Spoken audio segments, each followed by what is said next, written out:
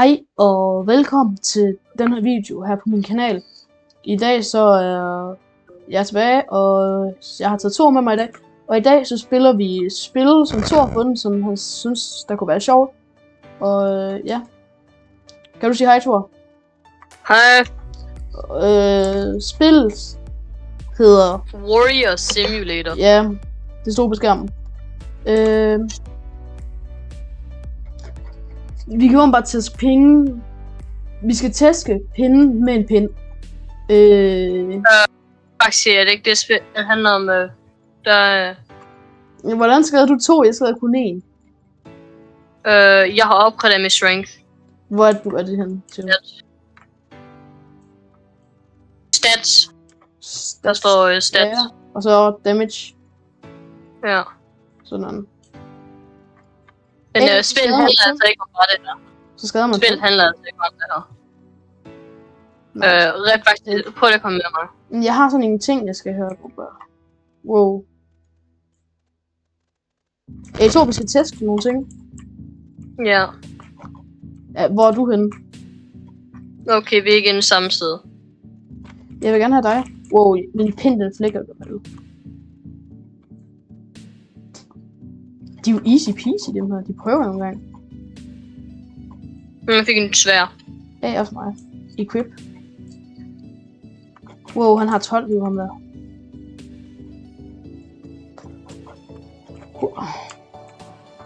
Okay, det går godt, det går godt. Jeg tror faktisk, jeg klarer den her.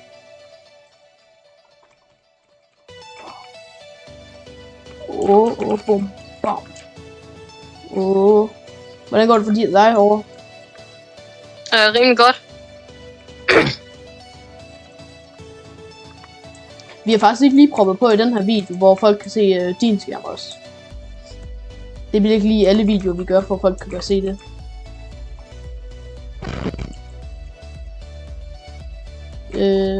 Men det bliver i de fleste videoer, det kan jeg godt love. Der er mange mennesker nu. Jeg tror ikke, jeg klarer den her alligevel, faktisk. Jeg skal lige have nyt svær på. Der er så mange. Hvad? De har 22 liv nu, Thor. Der er så mange. Ja. Jeg glæder mig ikke til bossen, hvis der er en. Runde 10. What? Jeg tror, jeg dør faktisk. Kom nu. Det vil være crazy at klare den her jo. Nej, jeg dør. Er det en lilla? Kom nu. Jeg kan se, at du er noget længere end mig. Yes! Jeg klarede den. Hvor god. No way. Så har jeg 23. Lad os prøve at købe et æg.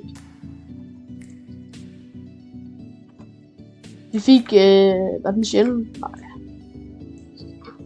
Jo, det var den anden sjældent. Equip. Hvor jeg skal... skader jeg 9.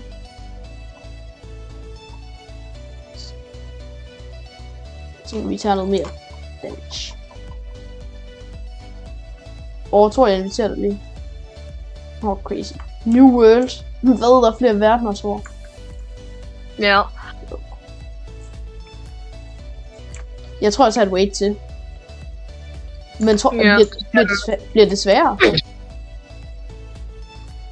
Nu kan jeg komme med. Skynd dig. Vi gør det sammen. Nå. Det bliver fedt, det her. Claim gift. Level up. Boom.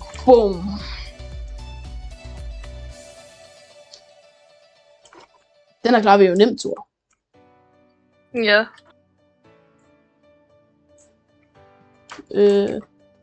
Jeg ved ikke, om folk kan høre på, om vi er trætte lige nu. Jeg er i hvert fald meget træt. Jeg er ikke så træt. Jeg har været i svømmehallen 3 timer, hvor jeg slås med en af mine venner. Så.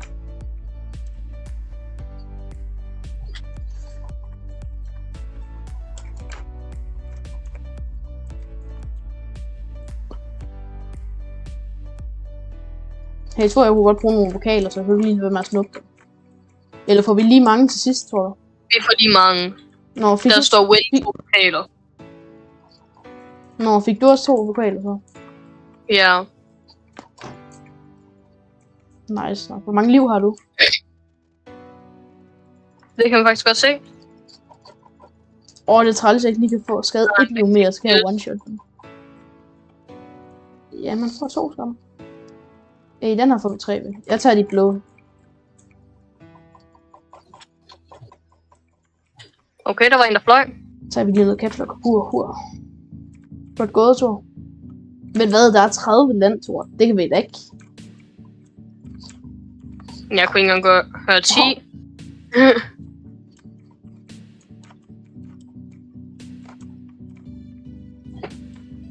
Thor, jeg har... fedt, vi får en ny liv hver runde. Jeg kunne ikke engang levels ud der. Wow.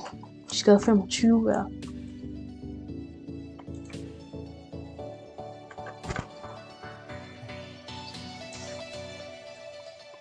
Jeg har et mere stat, så skal jeg lige have. Nej, jeg mangler et stat til. Det er jo klart.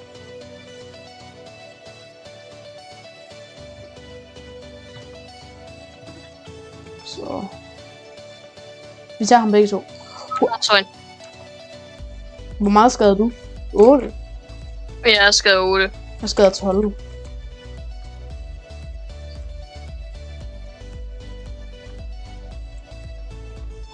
Vi er nået langt, jo.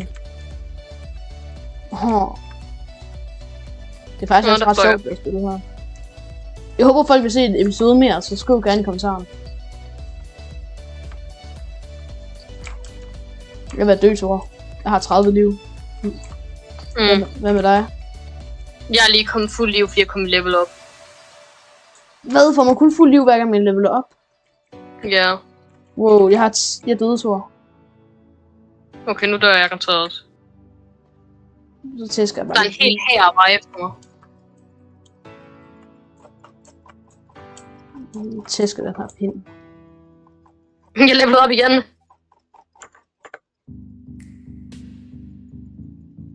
Du klarer den, Thor. Nej, jeg bliver helt ganghænget. Ja, lad os bare lige stå på en lidt. Nej, der er 18 af de der store nogen, der var efter mig. Okay, nu vinder jeg. Tror jeg, at jeg vinder, fordi nu går 10 damage. Jeg giver 12, og jeg døde også.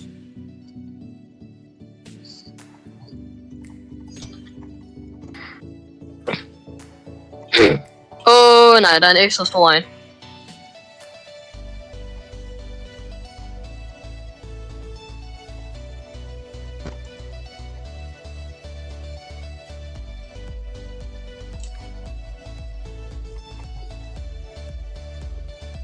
Jeg døde.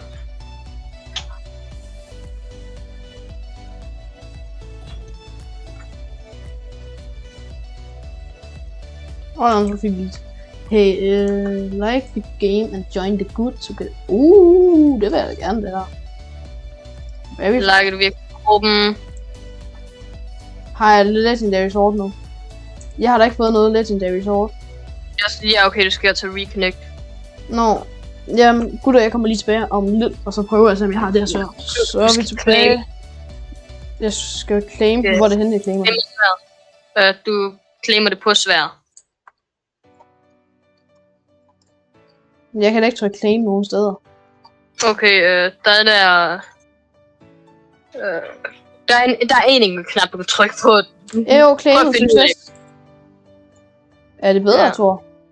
15 damage. Ja, det er meget godt. 23 skader af den. Jeg er skadet 26. Crazy dig. Den her kan jeg ikke skade noget for. Hvad er det her herovre? Beep only.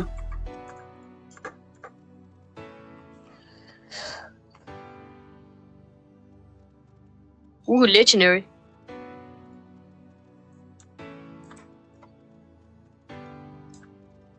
Kan du åbne den der? Ja, der er online gifts. Der får lige nogle... Jeg åbner lige nogle cats. En buffalo. Nu får jeg 11 XP. Og et sheep. Jeg tror, den er... Så hvad er med min kylling, tror jeg.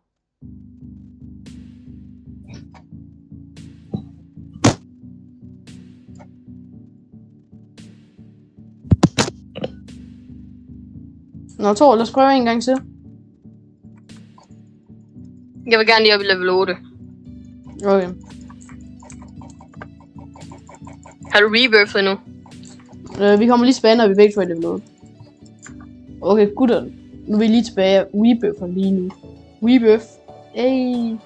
Når vi kommer tilbage, når vi er lidt højere op. Så er vi tilbage. Nu prøver vi weightet. Kom, Thor. Ja. Jeg er level 10, så mangler jeg bare pokaler for ikke. Stats. Damage. Wum. Okay, jeg tror godt, vi har en chance på... Jeg tror faktisk, vi har en chance på at komme til 30, eller er det bare mig? Altså, hvis jeg begynder med at gøre 30 damage, så... Hey, får man ikke XP herinde? Jo. Nå, det gør jeg ikke nu. Jeg tror, du får XP efter hver eneste runde, du vinder. Nå. Du får ikke så meget her. Jeg tror, vi først skal se det efter lidt tiden. De her startrunde, så skal bare gå hurtigt.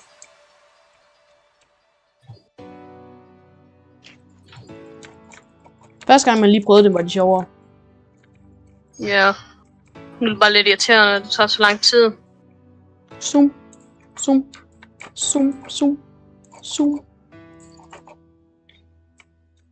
Jeg har allerede mistet 2 liv, det er ikke særlig godt. Hvordan har du allerede mistet 2 liv? Præcis, jeg tror jeg glemte at trykke. Jeg har fået weapon 4, jeg skal lige se om det er bedre. 9 damage, nej, mit legendary sword er bedre.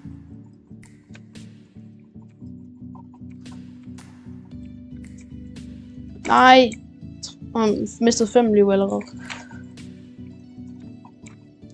Kom nu. Ned med. Nej, nu har jeg mistet 10 liv. Jeg tror egentlig bare, at du får lov. Jeg får alligevel også ting. Zoom. Altså, du one-shot dem jo. Hvor meget damage gør du? 28. Jeg går 30. Sejt. Nej, så betyder jeg two-shot, nå. Bum. Det gør jeg også. Ja. Og jeg gemmer lige lidt på min livsår. Nej, jeg mister 10 HP. Ej, skam dig. Jeg har allerede mistet 30, tror jeg. Nej, 20. Nej. Jeg er ret træt. Kom nu, ikke til liv. Jeg tog 10 mere.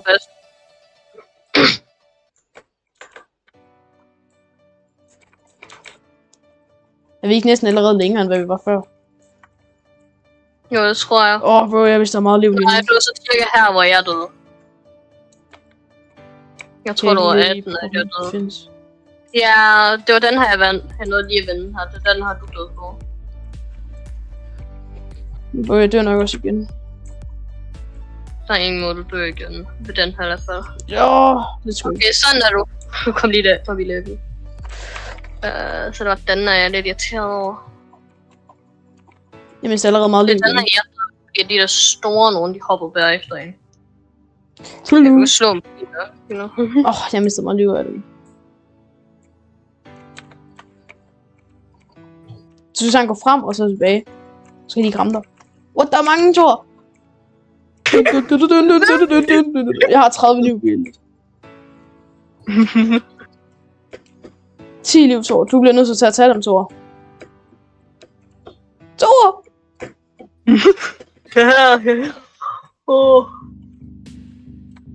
Hvad er det her for noget sort mok? Bro, du bliver nødt til at tage dem, ellers dør jeg. Endelig. Hey, vi er begge to levelet op. Stats. Nu kan jeg hjælpe dig. Jeg sparer lige lidt på min liv. Nå, easy, Jens. Bum. Det stod vist på hovedet. Hvorfor er der bare kommet sådan nogle monkeys nu? Nej, det er Altså, det er werewolves. faktisk wolf.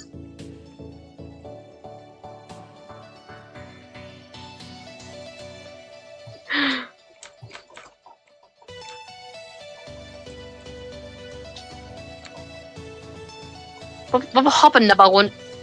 Boom. Den ene hopper rundt, og den anden sover.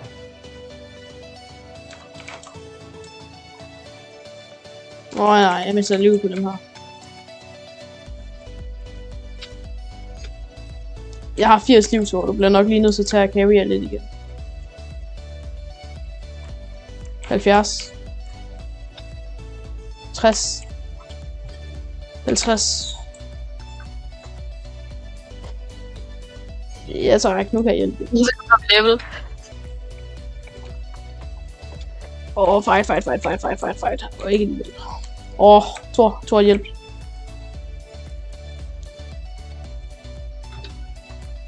Prøv autoligger, Thor. Ja. Så jeg skal lige op på det med stats. Du kan ikke bare lige sende alting over til mig. Jeg har Thor, jeg har 15 HP. Vi begge to var dø. Ja, det er lucky. Det er dig, der er nødt til at hjælpe mig. Men hvad? Lukker du ikke også? Rankede du ikke også op? Thor, rankede du ikke også op der? Nej. Thor, jeg kommer. Jeg er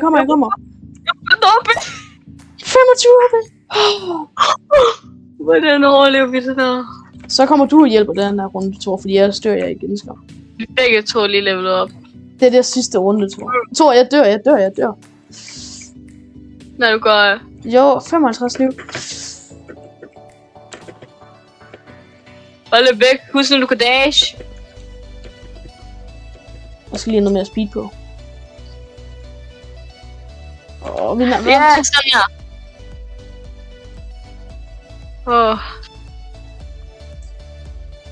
Oh my god, så nakker jeg lige den her pæle her. Og slår mig lige en pæl helt i stykker. Jeg får ikke engang mere ud at smadre dem. Jeg er skuffet. Jeg køber et pæt.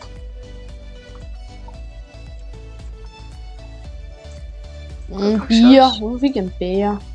Den dårligste. Så tager vi af med en... Rhino. Så tager vi en bier på. 4 gange XP.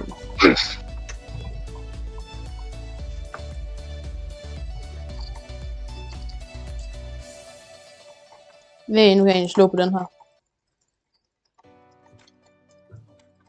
Hey Thor, tror du vi kan nakke bedre ting, eller er rundt 30 det max? Ja, jeg tror vi er nødt til at nakke bedre ting nu. Fordi jeg tror vi skal et nyt world først. Og det koster 900 vokaler. Så må det blive en mere episode, hvis folk vil se mere af det her. Ja. Det må I meget gerne skrive i kommentarerne, hvis I vil. Det sagde jeg også tidligere. Jeg er bare alt for træt. Jeg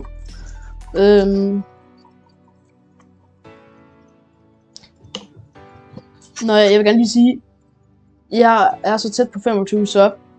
Jeg har lige ramt 13 subs i dag, og jeg kunne super meget godt tænke mig at ramme 25 subs.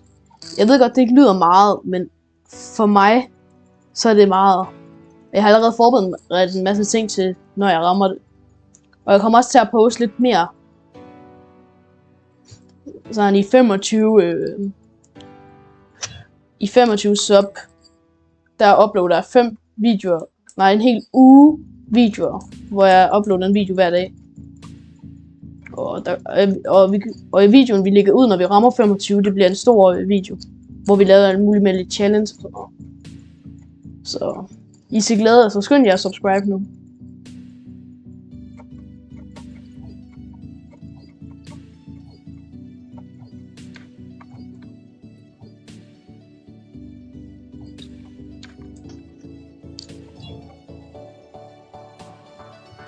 Hvor mange liv har du egentlig, Thor? Jeg har ikke opgraderet defense. Nå nej, hvor mange liv har du bare? Jeg har lige opgraderet med defense, så jeg har 285. Nå, det har jeg også. Ja. Så du opgraderet 1 defense. Hvordan kan du skade mere end mig, når vi er samme level? Nå, jeg er en Rebirth. Nå, nu er jeg også en Rebirth. Jeg er en Rebirth, har opgraderet Speed 3 gange, Lock 3 gange. Hey, jeg vidste godt, man har abilities på Q. Ja, Dash. Zoom. Jeg sagde også, at du kunne dash til dig. Autofire. Nej, ja. Autofire. Går det ikke hurtigt at selv at trykke? Jo.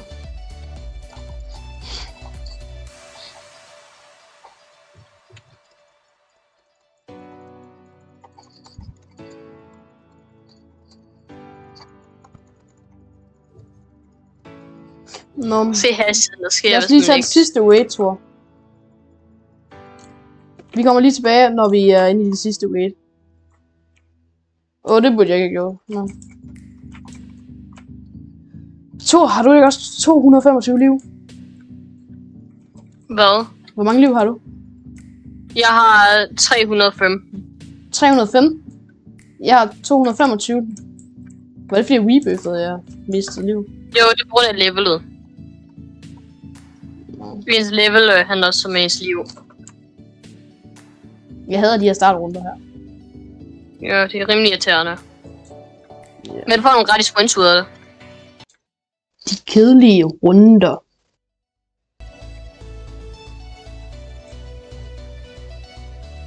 Nu fik jeg mere end Weapon 7. Havde du ikke også lige fået det før? Jo, jeg fik en mere. Crazy. Monkey. Hey, jeg fik en Weapon 3 nu. Seriøst fik lige Weapon 3. Godt gået. Bombard. Monkeys. Egentlig, hvad skal du til autofight?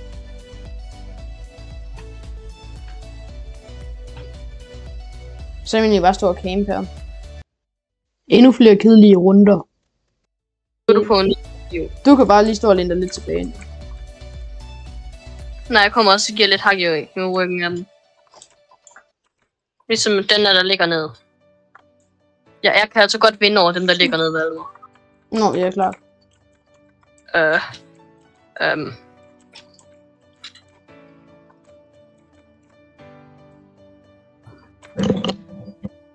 Okay, nu kommer de sorte. Jeg har kun 90 liv. Okay, nu løber alle efter dig. Kom nu, jeg var død, Thor. Alle de store løber bare efter dig. Okay, nu er der en, der løber efter mig. Nej! Jeg døde. Døde du lige? Ja, det var ligesom ikke min skyld. Jeg åbner en pet, bare lige her i slutningen af videoen. Okay, der er en mere rundt med mig. Pis. Men du klarer den. Nej, det gør faktisk ikke. Så vil vi gerne slutte videoen af her. Så ja, vi har ikke andet at sige, end at vi ses til næste video. Hej hej.